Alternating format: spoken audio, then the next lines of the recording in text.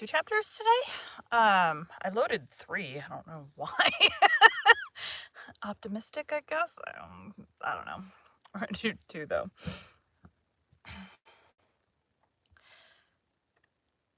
Today we'll be continuing Little Women by Louisa May Alcott. 4. Oh my god, my stomach just made the loudest noise ever. You know what, let me listen to the sisters' voices real quick. Christmas won't be Christmas. It's so dreadful. I don't think... Father.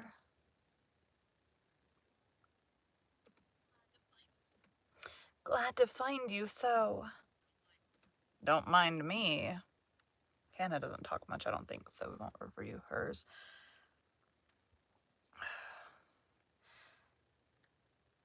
Today we'll be continuing Little Women by Louisa May Alcott. 4. Burdens. Really? 1, I forgot to turn this into airplane mode and I'm getting static. We will get this out the first time. There's some kind of a knocking sound. Today we'll be continuing Little Women by Louisa May Alcott. 4. Burdens.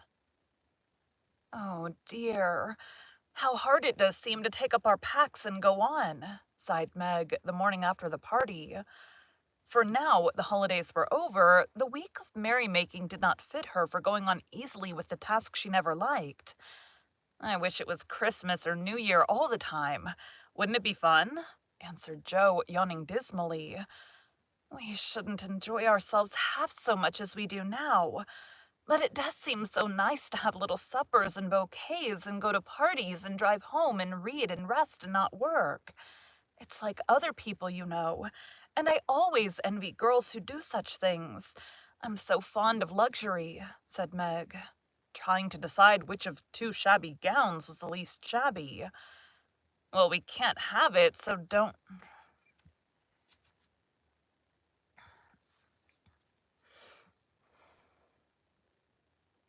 Pretty sure it's supposed to be Meg still. Well, we can't have it. So don't let us grumble, but shoulder our bundles and trudge along as cheerfully as Marmee does. I'm sure Aunt March is a regular old man of the sea to me, but I suppose when I've learned to carry her without complaining, she will tumble off, or get so light that I shan't mind her. This idea tickled Jo's fancy and put her in good spirits. But Meg didn't brighten, for her burden, consisting of 4 spoiled children, seemed heavier than ever. I think that was supposed to be Jo. Go back. Well, we can't have it, so don't let us grumble, but shoulder our bundles and trudge along as cheerfully as Marmee does. I'm sure Aunt March is a regular old man of the sea to me, but I suppose when I've learned to carry her without complaining, she'll tumble off, or get so light that I shan't mind her. This idea tickled Jo's fancy, and put her in good spirits, but Meg didn't brighten, for her burden, consisting of 4 spoiled children, seemed heavier than ever. She hadn't heart enough even to make herself pretty as usual by putting on a blue neck ribbon and dressing her hair in the most becoming way. Where's the use of looking nice when no one sees me but those cross midgets, and no one cares whether I'm pretty or not, she muttered, shutting her drawer with a jerk. I shall have to toil and moil all my days, with only little bits of fun now and then, and get old and ugly and sour because I'm poor and can't enjoy my life as other girls do. It's a shame. So Meg went down, wearing an injured look, and wasn't at all agreeable at breakfast time. Everyone seemed rather out of sorts and inclined to croak. Hold on, I forgot to turn notifications off. Inclined to croak. Beth had a headache and lay on the sofa trying to comfort herself with the cat and 3 kittens. Amy was fretting because her lessons were not learned and she couldn't find her rubbers. Jo would whistle and make a great racket getting ready. Mrs. March was very busy trying to finish a letter, which must go at once, and Hannah had the grumps for being up late didn't suit her. There was never... No. There never was such a cross family, cried Jo, losing her temper when she had upset an inkstand, broken both boot-lacings, and sat down upon her hat. You're the crossest person in it, returned Amy, washing out the sum. That was all wrong, with the tears that had fallen on her slate. Beth, if you don't keep these horrid cats down cellar, I'll have them drowned, exclaimed Meg angrily, as she tried to get rid of the kitten which had scrambled up her back and stuck like a burr just out of reach. Jo laughed. Meg scolded, Beth implored, and Amy wailed, because she couldn't remember how much 9 times 12 was. Mama.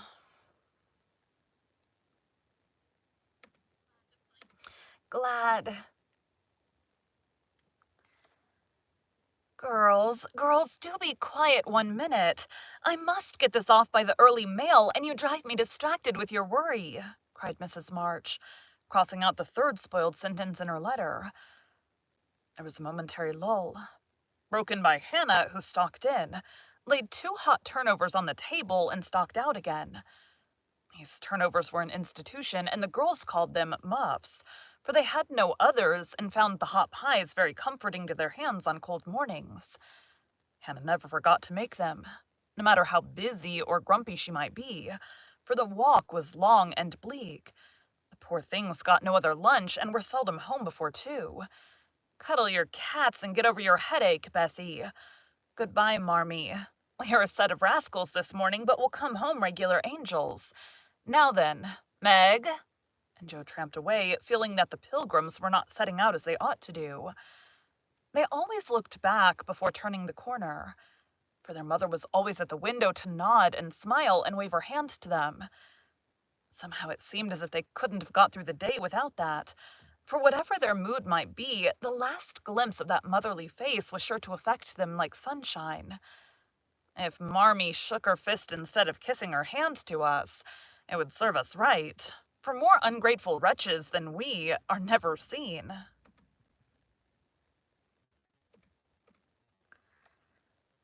For more ungrateful wretches than we are were never seen, cried Jo, taking a remorseful satisfaction in the snowy walk and bitter wind. Don't use such dreadful expressions, said Meg from the depths of the veil in which she had shrouded herself like a nun sick of the world. I like good strong words. That means something, replied Jo, catching her hat as it took a leap off her head, preparatory to flying away altogether. Call yourself any names you like, but I am neither a rascal nor a wretch, and I don't choose to be called so. You're a blighted being, and decidedly cross today because you can't sit in the lap of luxury all the time. Poor dear, just wait till I make my fortune, and you shall revel in carriages and ice cream and high-heeled slippers and posies and red-headed boys to dance with. How ridiculous you are, Jo. But Meg laughed at the nonsense and felt better in spite of herself. Lucky for you I am, for if I put on crushed airs and tried to be dismal as you do, we should be in a nice state. Thank goodness I can always find something funny to keep me up. Don't croak any more, but come home jolly. There's a dear.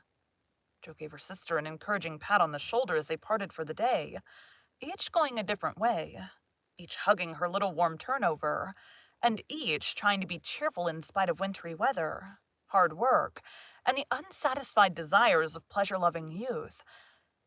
When Mr. March lost his property in trying to help an unfortunate friend, the 2 oldest girls begged to be allowed to do something toward their own support at least. Believing that they could not begin too early to cultivate energy, industry, and independence, their parents consented, and both fell to work with the hearty goodwill which, in spite of all obstacles, is sure to succeed at last. Margaret found a place as a nursery governess, and felt rich with her small salary. As she said, she was fond of luxury, and her chief trouble was poverty. She found it harder to bear than the others, because she could remember a time when home was beautiful, life full of ease and pleasure, and want of any kind unknown. She tried not to be envious or discontented, but it was very natural that the young girl should long for pretty things, gay friends, accomplishments, and a happy life. At the Kingses, she daily saw all she wanted, for the children's older sisters were just out, and Meg caught frequent glimpses of dainty ball dresses and bouquets. heard lively gossip about theaters, concerts, sleighing parties, and merrymakings of all kinds, and saw money lavished on trifles which would have been so precious to her. Poor Meg seldom complained, but a sense of injustice made her feel bitter toward everyone sometimes, for she had not yet learned to know how rich she was and the blessings which alone can make life happy. Jo happened to suit Aunt March, who was lame and needed an active person to wait upon her.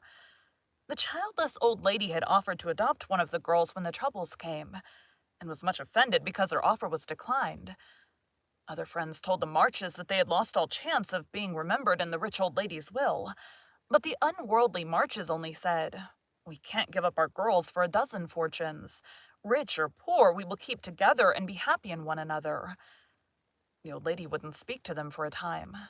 But happening to meet Jo at a friend's, something in her comical face and blunt manners struck the old lady's fancy, and she proposed to take her for a companion. This did not suit Jo at all, but she accepted the place since nothing better appeared, and to everyone's surprise got on remarkably well. I don't know how to say this word. I've never seen this word. Miriam. Irascible.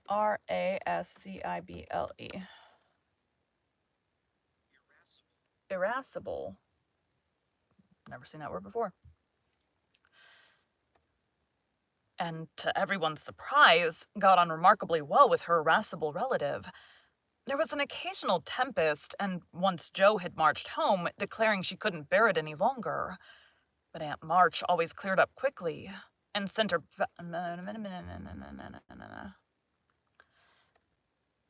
and sent for her back again with such urgency that she could not refuse, for in her heart she rather liked the peppery old lady. I suspect that the real attraction was a large library of fine books, which was left to dust and spiders since Uncle March died. Jo remembered the kind old gentleman, who used to let her build railroads and bridges with his big dictionaries, tell her stories about the queer pictures in his Latin books, and buy her cards of gingerbread whenever he met her in the street. The dim, dusty room with the busts staring down from the tall bookcases, the cozy chairs, the globes, and best of all, the wilderness of books, in which she could wander where she liked, made the library a region of bliss to her.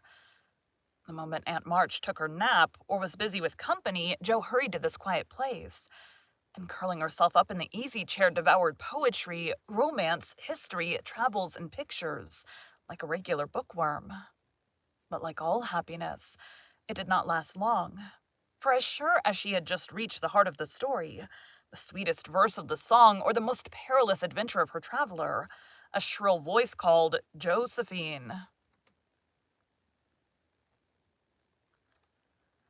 A shrill voice called, "Josephine! Josephine!" She had to leave her paradise to wind yarn, wash the poodle, or read Belsham's essays by the hour together.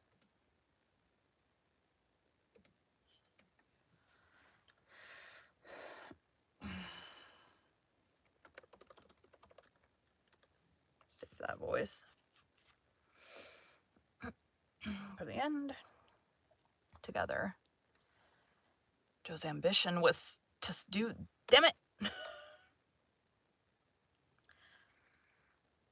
Jo's ambition was to do something very splendid. What it was, she had no idea as yet, but left it for time to tell her, and meanwhile found her greatest affliction in the fact that she couldn't read, run, and ride as much as she liked.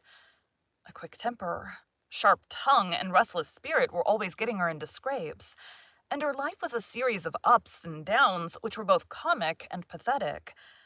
But the training she received at Aunt March's was just what she needed, and the thought that she was doing something to support herself made her happy, in spite of the perpetual Josephine. Beth was too bashful to go to school. It had been tried, but she suffered so much that it was given up, and she did her lessons at home, with her father. Even when he went away and her mother was called to devote her skill and energy to soldiers' aid societies, Beth went faithfully on by herself and did the best she could.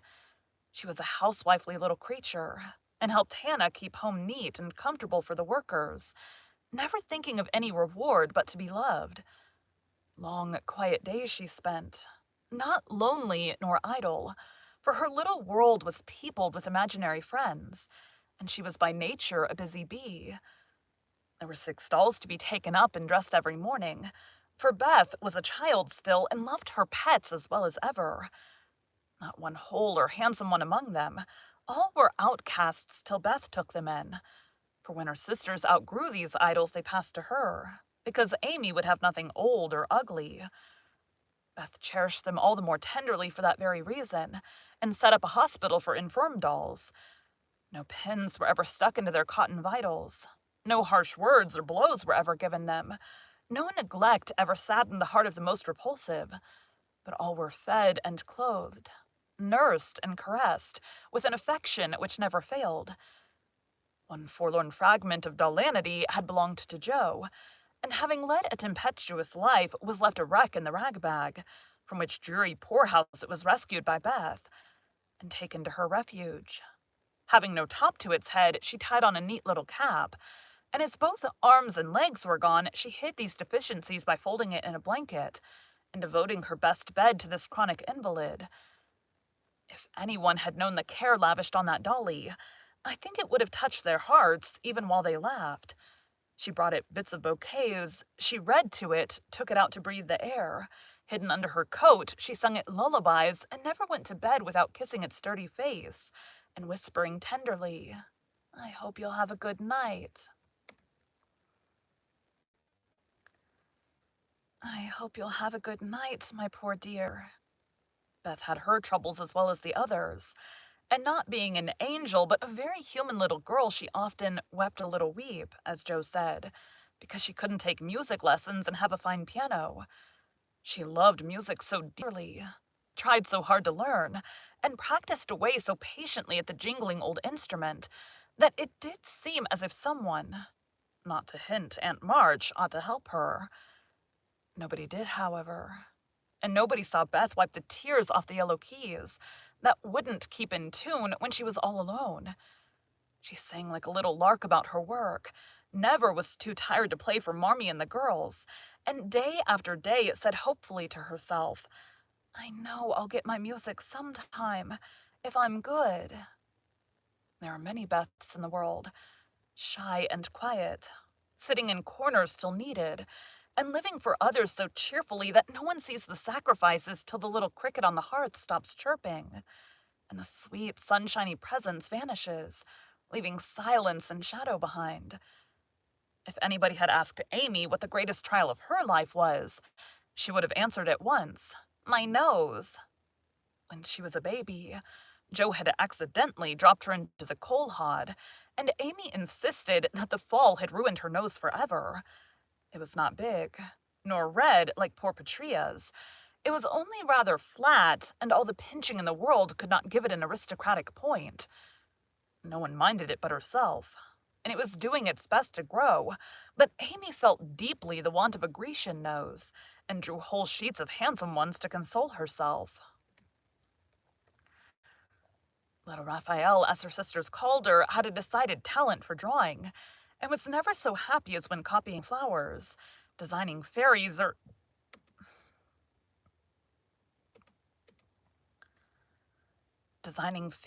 illustrating stories with queer specimens of art. Her teachers complained that instead of doing her sums, she covered her slate with animals. The blank pages of her atlas were used to copy maps on, and caricatures of the most ludicrous description came fluttering out of her books at unlucky moments. She got through her lessons as well as she could and managed to escape reprimands by being a model of deportment. She was a great favorite with her mates, being good-tempered and possessing the happy art of pleasing without effort. Her little airs and graces were much admired. So were her accomplishments, for beside her drawing she could play 12 tunes, crochet, and read French without mispronouncing more than 2/3 of the words. She had a plaintive way of saying, "When Papa was rich we did so-and-so," which was very touching, and her long words were considered perfectly elegant by the girls. Amy was in a fair way to be spoiled, for everyone petted her, and her small vanities and selfishnesses were growing nicely. One thing, however, rather quenched the vanities. She had to wear her cousin's clothes.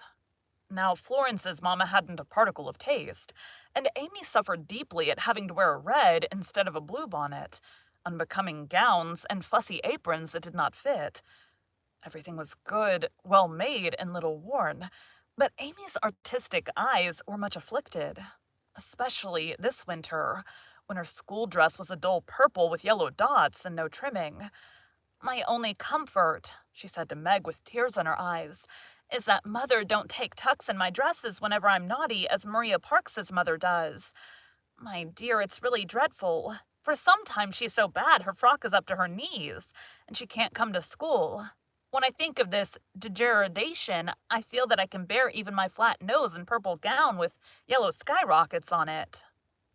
Meg was Amy's confidant and monitor, and by some strange attraction of opposites, Jo was Gentle Beth's.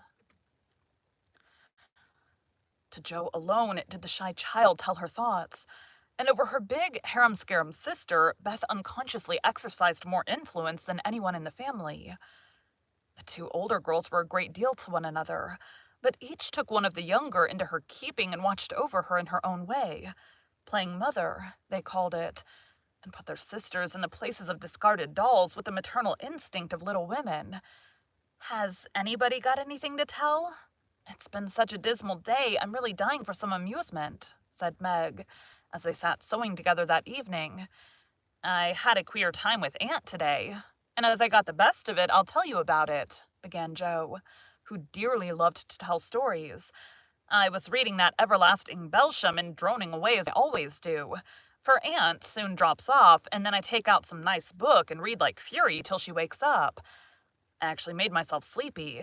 And before she began to nod, I gave such a gape that she asked me what I meant by opening my mouth wide enough to take the whole book in at once. 'I wish I could and be done with it,' said I, trying not to be saucy. Then she gave me a long lecture on my sins and told me to sit and think them over while she just lost herself for a moment. She never finds herself very soon. So the minute her cat began to bob like a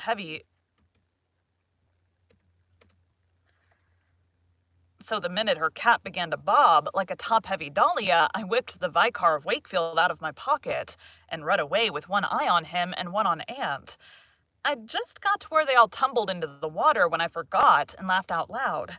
Aunt woke up, and being more good-natured after her nap, told me to read a bit and show what frivolous work I preferred to the worthy and instructive Belsham. I did my very best, and she liked it, though she only said, 'I don't understand what it's all about. Go back and begin it, child.' Back I went and made the primroses as interesting as ever I could. Once I was wicked enough to stop in a thrilling place and say meekly, 'I'm afraid it tires you, ma'am. Shan't I stop now?' She caught up her knitting, which had dropped out of her hands, gave me a sharp look through her specs, and said in her short way, 'Finish the chapter and don't be impertinent, miss.'" "Did she own she liked it?" asked Meg. "Oh, bless you, no, but she let old Belsham rest, and when I ran back after my gloves this afternoon, there she was, so hard at the Vicar that she didn't hear me laugh as I danced a jig in the hall, because of the good time coming. What a pleasant life she might have, if she...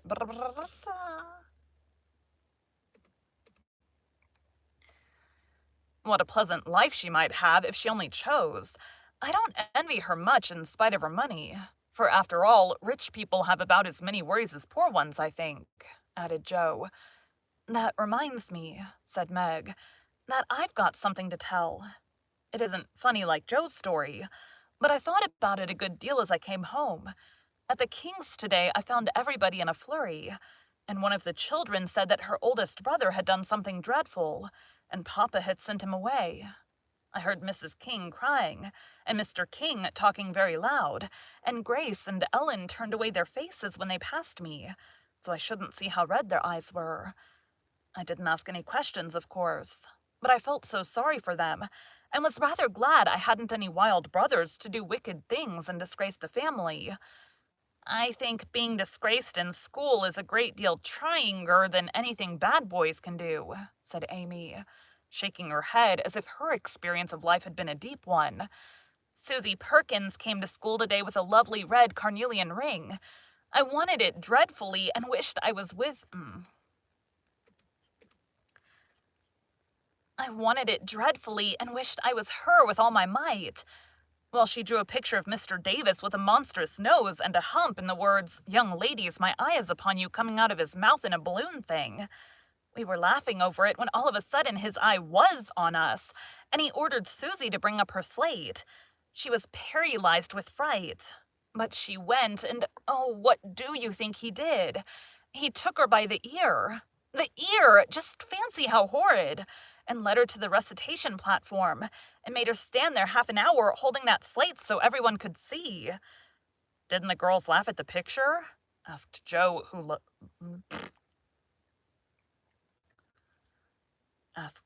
relished the scrape. Laugh? Not one. They sat as still as mice, and Susie cried quarts. I know she did. I didn't envy her then, for I felt that millions of carnelian rings wouldn't have made me happy after that. I never, never should have got over such an agonizing mortification. And Amy went on with her work in the proud consciousness of virtue, and the successful utterance of 2 long words in a breath.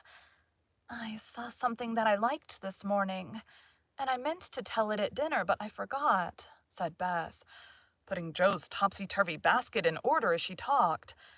When I went to get some oysters for Hannah, Mr. Lawrence was in the fish shop, but he didn't see me, for I kept behind a barrel and he was busy with Mr. Cutter, the fish man. A poor woman came in with a pail and a mop and asked Mr. Cutter if he would let her do some scrubbing for a bit of fish, because she hadn't any dinner for her children, and had been disappointed of a day's work. Mr. Cutter was in a hurry and said no rather crossly. She was going away, looking hungry and sorry, when Mr. Lawrence hooked up a big fish with the crooked end of his cane and held it out to her. She was so glad and surprised. She took it right in her arms and thanked him over and over. He told her to go along and cook it, and she hurried off so happy. Wasn't it good of him? Oh, she did look so funny hugging the big slippery fish and hoping Mr. Lawrence's bed in heaven would be aisy.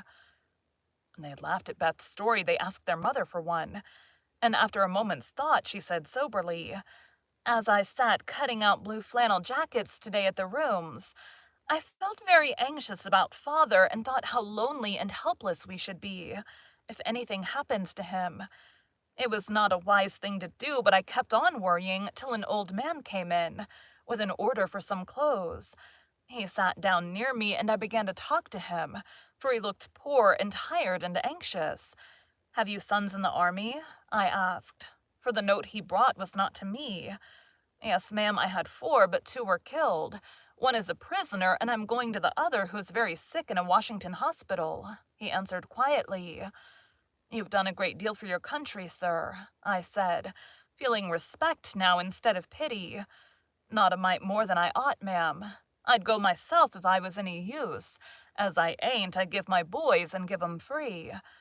He spoke so cheerfully, looked so sincere, and seemed so glad to give his all that I was ashamed of myself. I'd given 1 man and thought it too much, while he gave 4 without grudging them. I had all... Why do I feel like this is not the right voice for Marmee? Glad to find. It just needs to be a little happier.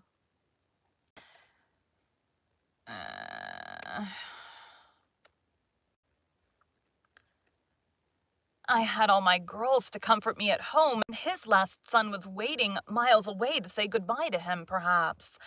I felt so rich, so happy thinking of my blessings, that I made him a nice bundle, gave him some money, and thanked him heartily for the lesson he had taught me. Tell another story, Mother. One with a moral to it like this. I like to think about them afterwards if they're real and not too preachy," said Joe after a minute's silence. Mrs. March smiled and began at once, for she had told stories to this little audience for many years and knew how to please them. Once upon a time, there were 4 girls who had enough to eat and drink and wear, a good many comforts and pleasures, kind friends and parents who loved them dearly, and yet they were not contented. Here the listeners stole sly looks at one another and began to sew diligently. These girls were anxious to be good and made many excellent resolutions. But they did not keep them very well and were constantly saying if we only had this, or if we could only do that, quite forgetting how much they already had, and how many pleasant things they actually could do. So they asked an old woman what spell they could use to make them happy, and she said, "When you feel discontented, think over your blessings and be grateful." Here, Joe looked up quickly as if about to speak, but changed her mind, seeing that the story was not done yet. Being sensible girls, they decided to try her advice, and soon were surprised to see how well off they were. One discovered that money couldn't keep shame and sorrow out of rich people's houses.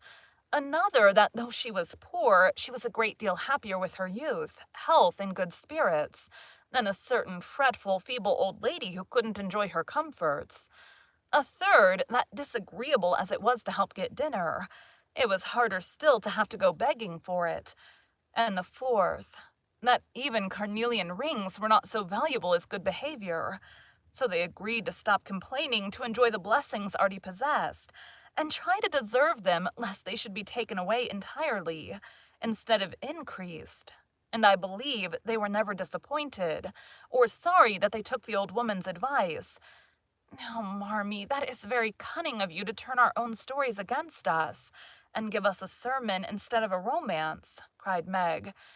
I like that kind of sermon.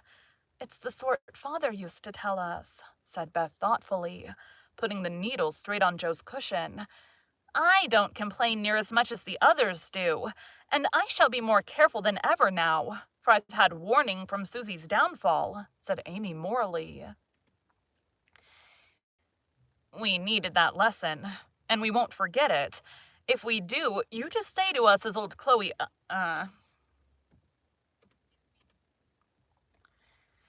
If we do, you just say to us as old Chloe did and Uncle Tom. Tink up your mercies, chillin'. Tink up your mercies, added Joe, who could not, for the life of her, help get a morsel of fun out of the little sermon, though she took it to heart as much as any of them. Thank you for joining Bite at a Time Books today, while we read a bite of one of your favorite classics.